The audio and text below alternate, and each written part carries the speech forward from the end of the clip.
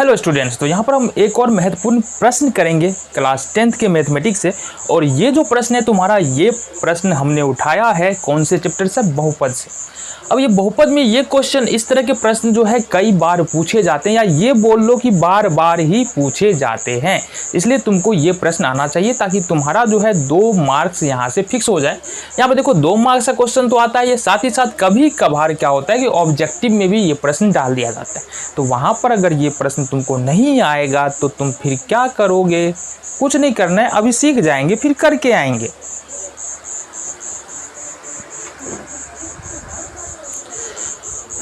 तो देखो हमारे पास यहाँ पर प्रश्न है क्या? प्रश्न बहुत सिंपल सा होता है। क्या होता है?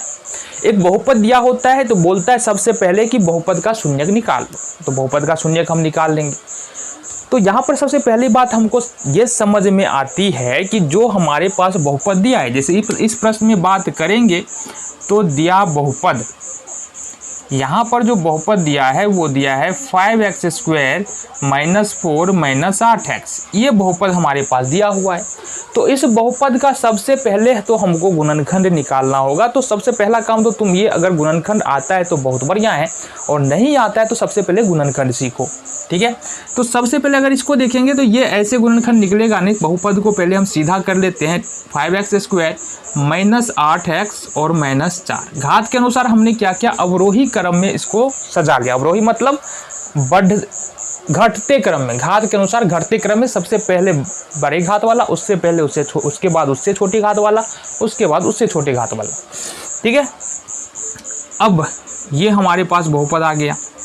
इस बहुपद का हमको करना क्या है? फैक्टर करना है, गुणनखंड करना है, देन उसका शून्यक निकालना है। ठीक है, उसके बाद आ जाओ, अगर हमारे पास मान लो कि ax² + bx + c ये एक बहुपद है, तो इसके शून्यक अगर अल्फा और बीटा हो तो शून्यक और गुणांकों के बीच में संबंध क्या होता है? देखो गुणांक का मतलब क्या है कि x² का गुणांक a है, x का गुणांक b है और अचर पद c है। तो यहाँ पर जो शून्यक अल्फा बीटा है और गुणांकों के बीच में क्या संबंध होता है तुमको हो सकता है पता हो। तो अल्फा प्लस बीटा बराबर होता है -b/1, यानी कि शून्यकों का योग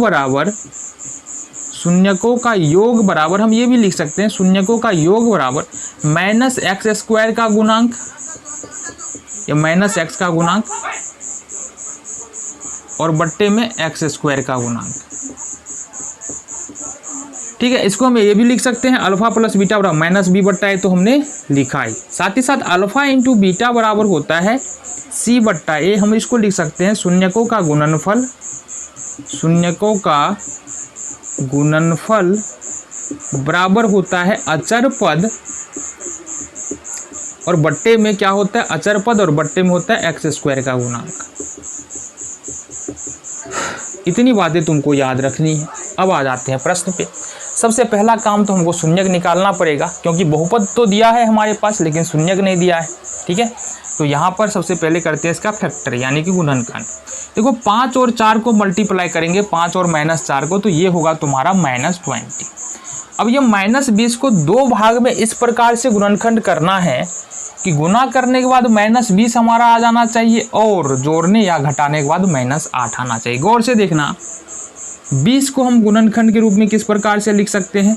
-10 और गुने 2। ऐसा ही हमने क्यों लिखा? और भी तरीके तो हो सकते हैं, 5 गुने 4 भी हो सकता है, -5 गुने 4 भी हो सकता है, लेकिन वहाँ पर ये नहीं मिलेगा ना तुमको। 10 दूनी -20 तो ये होगा ही, लेकिन अगर -10 में से 2 हटा दे तो ये कितना हो जाएगा? -10 -8 हो जाएगा। ये -8 तो चाहिए बीच वाला टर्म हमको। ठीक है, अगर तुमने यहाँ तक लिख लिया, उसके बाद क्या करना है? लिखना है -10x और प्लस, यहाँ +2 है तो +2x। इस वाले टर्म को उठा करके बिल्कुल बीच में रखना है। इस दोनों पद को उठा करके -8x के बीच में रखना है। बाद बाकी ये और ये जैसे है वैसे ही रखना है। तो 5x² - 10x और प्लस में 2x -4, ये हो गया हमारा। अब क्या करना है? 2 पद का जोड़ा बना लो। जोड़ा बन गया जी। पहले 2 पद में से हम 5x कॉमन लेते हैं, तो ये हो जाएगा x और -2 प्लस, फिर यहाँ से 2 कॉमन ले लेते हैं, x -2। तो यहाँ से हमने 5x कॉमन ले लिया और यहाँ से हमने 2 कॉमन लिया। देखो x माइनस 2 ये दो जगह पर है तो ये आ जाएगा कॉमन, ये x माइनस 2 आ गया कॉमन, बच जाएगा तुम्हारा 5x प्लस 2। क्योंकि हमको इसका शून्यक निकालना है तो बराबर में रखेंगे 0। अब क्या करना है, बारी बारी से दोनों ही गुणनखंड के बराबर में 0 रखना है। मतलब x माइनस 2 बराबर 0, तो x बराबर कितना हो जाएगा 2। इस 2 को इधर ले जाएंगे, माइनस में है इधर जाके प्लस में हो जाएगा। फिर यहाँ से लिख सकते हैं 5x प्लस 2 बराबर 0, तो ये हमारा 5x बराबर हो जाएगा, इस 2 को उठा के ले जाएंगे तो माइनस 2 हो जाएगा, और x बराबर लिखेंगे तो माइनस 2/5। यहाँ से देखो हमारे पास दो शून्यक निकल के आ रहा है। बहुपद हमारे पास ये है, देखो यहाँ से बहुपद ये था, इसका शून्यक अल्फा बीटा था। हमारे पास बहुपद ये है और इसका शून्यक हमने ये निकाला अल्फा और बीटा, इसको बोल सकते हैं अल्फा बीटा। मान ही लेते हैं, माना कि अल्फा बराबर 2 और बीटा बराबर माइनस 2/5। ये दो शून्यक हमारे पास निकल करके आया है, ठीक है। देन पहला जो रिलेशन होता है बहुपद का, हमने क्या समझाया यहाँ पर, शून्यकों का योग बराबर x का गुणांक माइनस में और बट्टे x² का गुणांक। इसका मतलब अल्फा प्लस बीटा बराबर माइनस b/a। तो इसके लिए सबसे पहले काम क्या करना पड़ेगा, अल्फा बीटा तो पता चल गया। अब बहुपद देखना जरा, 5x² माइनस 8x और माइनस 4 में। अब यहाँ से a का मान, अब a क्या है, वो है x² का गुणांक, तो x² का गुणांक कितना है 5 है। b क्या है, b है हमारा x का गुणांक जो कि है -8, और c हमारा है अचर पद ये माइनस का 4। a b c पता चल गया यहाँ से। अब जो पहला संबंध था वो हमारा क्या था, अल्फा प्लस बीटा, तो निकालेंगे अल्फा प्लस बीटा। तो अल्फा हमने कितना निकाला है 2, और प्लस बीटा हमने निकाला है -2/5, तो -2/5। सॉल्व करो इसको, 2 प्लस माइनस -2/5, ये 1 हो जाएगा। 1 5 का एलसीएम 5 हो जाएगा, 1 में 5 से भाग देंगे 5, 5 दूनी 10, माइनस का 5 एकम 5, 2 एकम 2, 10 में से 2 घटाएंगे कितना होगा 8/5। तो ये हमारा अल्फा प्लस बीटा बराबर कितना आ रहा है 8/5। देन हमको निकाल लेने हैं दूसरे, ये तो LHS हो गया, लेफ्ट हैंड साइड हो गया। देन RHS में क्या है, -b/a है, तो हमको निकालना है -b/a। b का मान कितना है, माइनस में 8 है, गौर से देखना। देखो b का मान माइनस में 8 है, माइनस b में भी लगा है, इसलिए माइनस डबल हो गया यहाँ से, -8। a का मान है यहाँ पर 5, माइनस माइनस प्लस हो जाएगा, ये हो जाएगा 8/5। तो यहाँ देखो अल्फा प्लस बीटा हमने निकाला 8/5, माइनस b/a निकाला, ये भी निकला 8/5। अतः हम क्या कह सकते हैं, अल्फा प्लस बीटा यानी कि शून्यकों का योग बराबर होता है -b/a बराबर 8/5। ये पहला भाग तुम्हारा साबित यहाँ से हो जाता है। देन दूसरा जो रिलेशन था वो क्या था, अल्फा इंटू बीटा।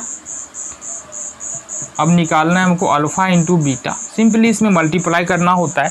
अल्फा का मान था 2 एंड बीटा का मान था -2/5, मल्टीप्लाई कर लो, 2 दूनी -4 और बट्टे में 5 है तो 5 हो जाएगा।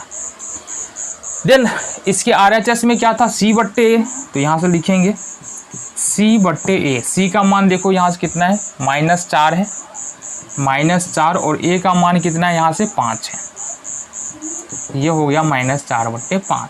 2 बार लिख दिया हमने, कोई दिक्कत नहीं है। इसलिए हम क्या लिख सकते हैं, अल्फा इंटू बीटा बराबर c/a बराबर -4/5। तो ये दोनों भाग तुम्हारा प्रूव हो गया। तो इस तरह से तुम क्या कर सकते हो, क्वेश्चन इजीली कर सकते हो। देखो प्रैक्टिस करोगे ना तभी क्वेश्चन तुमको समझ में आएगा। तो ऐसा करो, क्वेश्चन अगर तुमको मिलता है तो वहाँ से जाकर, ये प्रश्न तो देख लिया तुमने, अब अगर प्रश्न तुमको मिलता है तो वहाँ से जाकर प्रैक्टिस करो और समझने की कोशिश करो। जितने क्वेश्चन करोगे उतना कॉन्सेप्ट तुम्हारा क्लियर होता चला जाएगा।